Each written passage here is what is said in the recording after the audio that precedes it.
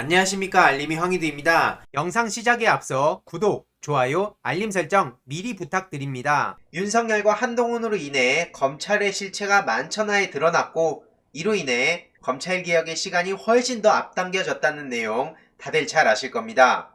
오늘 오전에 이런 기사가 떴죠.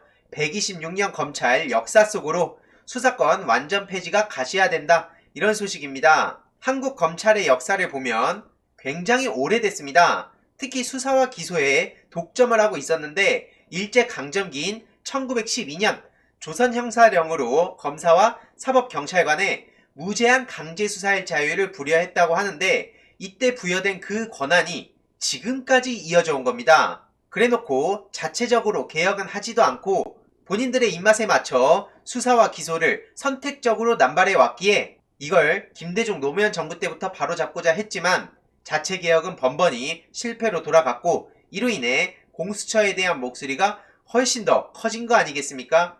솔직히 말하자면 일반 시민들은 검찰 개혁의 당위성에 대해서 그렇게까지 와닿지 않았습니다. 하지만 본격적으로 문제점을 느낀 것은 바로 조국 전 법무부 장관이 검찰에 의해 완전히 난도질을 당할 때, 그때 느끼게 된 것이죠. 그러니 자연스럽게 우리가 조국이다, 이런 목소리가 나오기 시작한 것이고, 수백만의 시민들이 거리로 모여 조국 수호를 외쳤던 것이죠. 이게 여태까지 검찰개혁의 흐름이라고 생각을 하고요. 수사와 기소를 분리하는 게 검찰개혁의 요체 아닙니까? 공수처 출범됐고, 검찰에 남아있는 6대 범죄마저 없어지고, 기소만 전담할 수 있는 방안이 민주당에서 적극적으로 추진되고 있는 겁니다. 이렇게 되면 여태까지의 검찰은 역사의 뒤안길로 사라지는 것이고, 한마디로 수사는 하지 않는 법률 전문가로서의 역할만 남게 되는 거죠. 지난해 말 김용민 민주당 의원이 검찰청이 아닌 공소청 설치법 제정안을 발의했고, 또 황운하 민주당 의원은 중대범죄수사청 설치법 제정안을 최근에 내놓은 상황입니다. 특히 여기엔 핵심적으로 철험의 의원들이 함께 했는데요. 열린민주당 최강욱 대표님을 중심으로 민주당 의원들이 함께 검찰개혁에 목소리를 내고 같이 공부도 하고 연구도 하고 토론도 하고 기자회견도 하고 이런 상황입니다. 민주당 검찰개혁 특위에서는 이미 별도 수사기구 설립 방침을 정하기도 했고요. 디테일한 부분은 지금 손을 보는 중이지만 중요한 것은 올해 상반기 중에는 통과시키겠다는 계획이라는 거죠. 원래는 검찰개혁에 대해서 이렇게 많은 시민들이 관심을 가졌던 건 아닙니다. 하지만 앞서 말씀드렸듯이 조국 전 법무부 장관을 향한 무지막지한 행동들을 보면서 공포를 느꼈고, 이를 바로잡기 위해 많은 시민들이 거리로 나서서 조국 수호와 검찰개혁을 외친 것입니다. 그렇기에 윤석열, 한동훈, 그리고 그 패거리들이 완전히 검찰 자체의 수명을 앞당긴 거나 마찬가지고요. 한마디로 당연히 그러면 검찰 내부에선 윤석열 검찰총장과 그 패거리들을 향해서 비판의 목소리를 내야 마땅한 겁니다. 외부적 환경 요인을 탓할 게 아니라요, 내부에서 자체적으로 개혁할 수 있는 기회가 얼마나 많았습니까? 그 모든 걸 걷어찬 게 바로 윤석열과 한동훈, 특수통 중에서도 소수의 자기 지인들 위주로만 열심히 신경 쓰고 케어하고, 그게 오늘날 문제로 커진 거고요.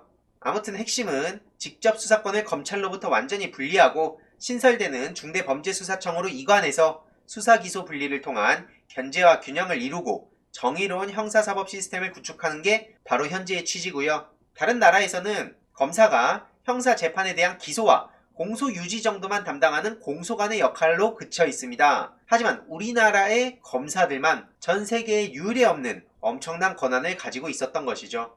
많은 네티즌들 또한 검찰 수사권 폐지 필요성은 윤석열 검찰이 2년간 충분히 입증했다, 다들 지켜본 거 아닙니까? 그래서 수사는 경찰이, 기소는 검사가, 재판은 판사가, 이게 기본이 돼야 되는데, 물론 경찰이 절대 선도 아니고 경찰에 비대해지는 조직에 대한 우려가 있기에 자치경찰제라든지 여러 견제와 균형 시스템을 계속해서 개발하고 있는 거 아니겠습니까? 민주당 김용민 의원은 수사와 기소 완전 분리, 행동하는 의원 모임인 철험회가 신축년 소처럼 힘내겠다고 입장을 밝히기도 했습니다. 굉장히 든든하지 않습니까?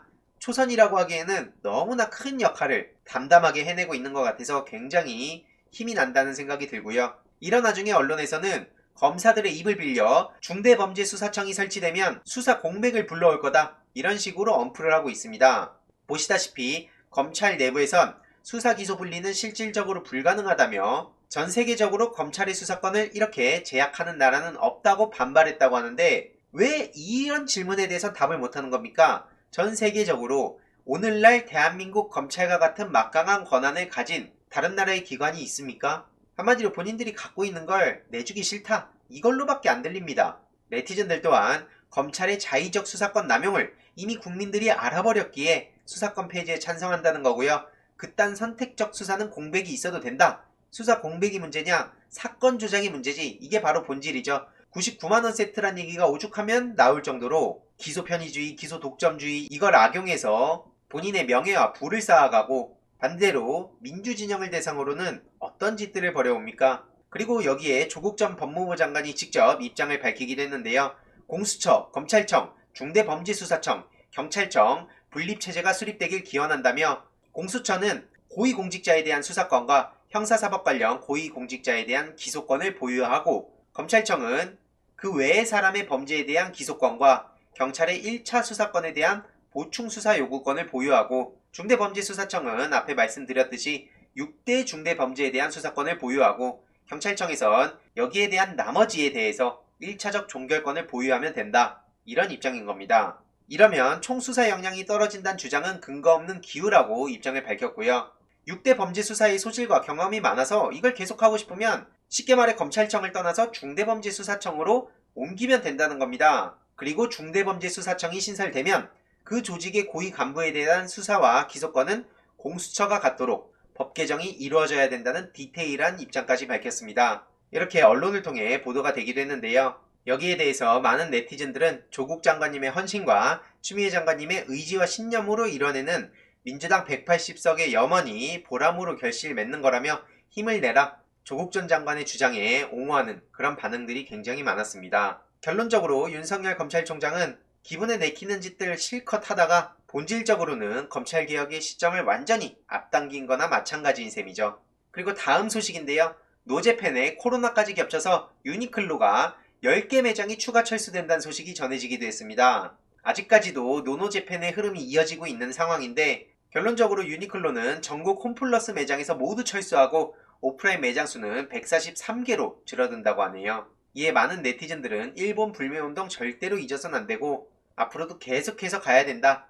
실제로 역사를 잊은 민족에겐 미래는 없단 말도 있죠. 이렇게 나경원씨 같은 사람은 촌스러운 친일 반일 프레임 타령하고 자위대 행사에 당당하게 참석하고 친일 논란이 한두 개도 아니었는데 지금 서울시장 나온다고 저러고 있지 않습니까? 이런 현실을 보더라도 절대로 우리가 이런 역사 문제에 있어서 관심을 끊어서 안 된다 생각하고요. 저 또한 역사적인 문제에 대해서 끝까지 목소리 높이도록 하겠습니다. 다들 새해 복 많이 받으시길 바랍니다. 이번 내용도 유익했다면 구독, 좋아요, 알림 설정, 멤버십 가입 정말 큰 힘이 된다는 점 말씀드리고 싶습니다. 이번 내용도 주위에 널리 공유 부탁드립니다.